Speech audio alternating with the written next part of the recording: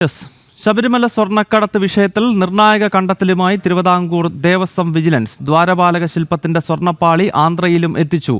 പെന്തുരുത്തി അയ്യപ്പ ക്ഷേത്രത്തിലാണ് സ്വർണ്ണപ്പാളി എത്തിച്ചത്. ക്ഷേത്രത്തിന്റെ നിർമ്മാണത്തിന് പിന്നിൽ ഉണ്ണികൃഷ്ണൻ പോറ്റിയും ആന്ധ്രയിൽ നിന്നുള്ള ഭക്ത സംഘടനകളുമാണ്. വൻതുക സ്വർണ്ണപ്പാളി എത്തിച്ചതിൽ ഭക്തരിൽ നിന്നും പിരിച്ചതായും സംശയങ്ങളുണ്ട്. പ്രജിത് മോഹൻ ഈ വാർത്തയുടെ വിശദാംശങ്ങൾ നൽകും. പ്രജിത്, പറയൂ.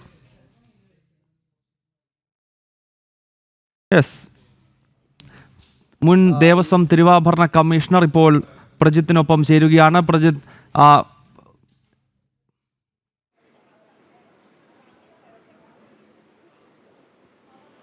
ഗൗതം, നമുക്ക് ആന്ധ്രയിലെ വാർത്തയിലേക്ക് വരാം. അതിനു മുൻപ് വളരെ നിർണായകമായ ചില കാര്യങ്ങൾ കൂടി മുൻ ദേവസ്വം തിരുവാഭരണ കമ്മീഷണറായ RG രാധാകൃഷ്ണൻ സാറിനൊപ്പം നമ്മളുണ്ട്. അപ്പോൾ അദ്ദേഹത്തിന് ചില കാര്യങ്ങൾ പറയാനുണ്ട്.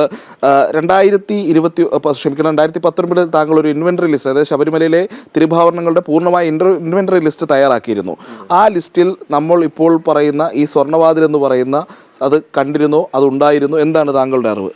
അതായത് ഈ സ്വർണ്ണവാതിലെന്ന് പറയുന്നത് വലിയൊരു സാധനമാണ്. അപ്പം വെറുതെ ഒരു പാർട്ടായിട്ട് തടിയാണെങ്കിൽ ഇളക്കി പാക്ക് ചെയ്ത് കൊണ്ടുവന്ന് വയ്ക്കാം. പക്ഷേ ഇത് തടിക്കകത്ത് ഗോൾഡ് പ്ലേറ്റ് ചെയ്തെന്നാണ് പറയുന്നത്. അങ്ങനെ പ്ലേറ്റ് ചെയ്തിട്ടുണ്ടെങ്കിൽ അതൊരു വലിയ സാധനമായിരിക്കണം. അങ്ങനെ ഒരു സാധനം ഈ നമ്മുടെ ലിസ്റ്റ് തയ്യാറാക്കിയപ്പോൾ, അതായത് കംപ്ലീറ്റ് സാധനങ്ങളും ഓരോന്നായിട്ട് എടുത്ത് വെയിറ്റ് നോക്കി പാക്ക് ചെയ്ത് അത് തിരിച്ച് അതേപോലെ വെച്ച് അത് രജിസ്റ്ററിൽ എൻട്രി ചെയ്ത് റെഡിയാക്കി അതിൻ്റെ ഒരു സ്റ്റേറ്റ്മെൻറ്റ്, കംപ്ലീറ്റ് ആയിട്ടുള്ള ഒരു സ്റ്റേറ്റ്മെൻറ്റ്, ഒരു 100-300 പേജ് വരും. അത് ഞാൻ കോടതിയിൽ സബ്മിറ്റ് ചെയ്തിട്ടുള്ളതാണ്. ആ സമയത്ത് ഇങ്ങനെ ഒരു സാധനം ഞാൻ കണ്ടിട്ടേ ഇല്ല. അപ്പോൾ പ്രസിഡൻറ്റ് ഇപ്പോഴത്തെ നിലവിലുള്ള പ്രസിഡൻറ്റ് പറഞ്ഞു അത് ആധികാരികമായിട്ട് രേഖകൾ കണ്ടിട്ട് ആ സാധനം ഇവിടെ ലഭിച്ചിട്ടുണ്ടെന്നുള്ളതാണ് പുള്ളി പറയുന്നത്. അങ്ങനെ ആധികാരികമായിട്ട് ലഭിച്ചിട്ടുണ്ടെങ്കിൽ തന്നെ ആ സാധനം അവിടെ കാണണ്ടേ? തിരുവാഭരണം സൂക്ഷിക്കുന്നത് ആറന്മുള സ്ട്രോങ് റൂമിലാണ്. ആറന്മുള സ്ട്രോങ് റൂമിൽ ഈ സാധനം ഇല്ലെന്നുള്ളത് ഞാൻ ലിസ്റ്റ് ചെയ്തപ്പോഴത്തേക്ക് കണ്ടിട്ടില്ല. ഒന്നുകിൽ അത് ശബരിമല എക്സിക്യൂട്ടീവ് ഓഫീസിൽ കാണണം, അതല്ലെങ്കിൽ ഞാൻ പോയതിന് ശേഷം ഇത് ആറന്മുള സ്ട്രോങ് റൂമിൽ കൊണ്ടുവയ്ക്കണ്ടേ? അങ്ങനെയാണെങ്കിൽ അത് അവിടെ ഉണ്ട്, നിങ്ങളെടുത്ത് പരിശോധിക്കൂ എന്ന് പറയണ്ടേ? അതുപോലെ ഏതാണ് ഈ ആധികാരിക രേഖ? അതാണ് എനിക്ക് മനസ്സിലാവാത്തത്. ആധികാരിക രേഖ എന്ന് പറഞ്ഞപ്പോൾ ക്ഷേത്രത്തിൽ വരുന്ന ഒരു സ്വർണ്ണ ഉരുപ്പടി വന്നു കഴിഞ്ഞാൽ അതിനൊരു റെസീറ്റ് കൊടുക്കണം. ആ റെസീറ്റ് 3-ാം നമ്പർ രസീത് എഴുതി കൊടുക്കണം. ഇത്ര തൂക്കം, ഇത്ര സാധനം, ഇന്നതാണ് ചേർത്തിട്ടുള്ളത് വന്നെന്ന്. അതിപ്പോൾ ഇനി ദ്വാരപാലകരായിരുന്നാലും ശരി, കതവിൻ്റെ ആയിരുന്നാലും ശരി, മേൽക്കൂര ആയിരുന്നാലും ശരി, ഏതിനായിരുന്നാലും റെസീറ്റ് കൊടുക്കണം. അത് മസ്റ്റാണ്.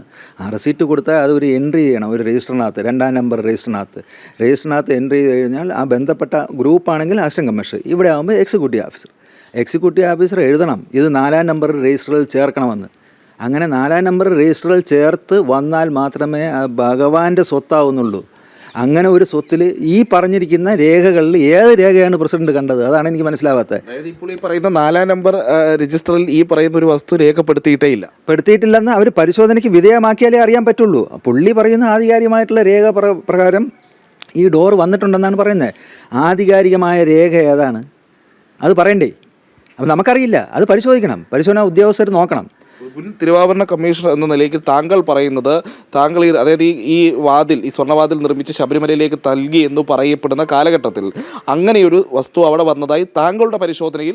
ദേവസ്വം ബോർഡ് തിരുവാഭരണ മുൻ കമ്മീഷണർ RG രാധാകൃഷ്ണനാണ് പ്രജിത്തിനോട് സംസാരിക്കുകയായിരുന്നു. ശബരിമലയിൽ നടക്കുന്ന സ്വർണ്ണക്കടത്തുമായി ബന്ധപ്പെട്ട് വലിയ ആശങ്കകൾ അദ്ദേഹം പങ്കുവയ്ക്കുകയാണ്. വലിയ ക്രമക്കേട് ശബരിമലയിൽ വർഷങ്ങളായി നടക്കുന്നുവെന്നാണ് അദ്ദേഹം ജനം TV യോട് വ്യക്തമാക്കിയത്.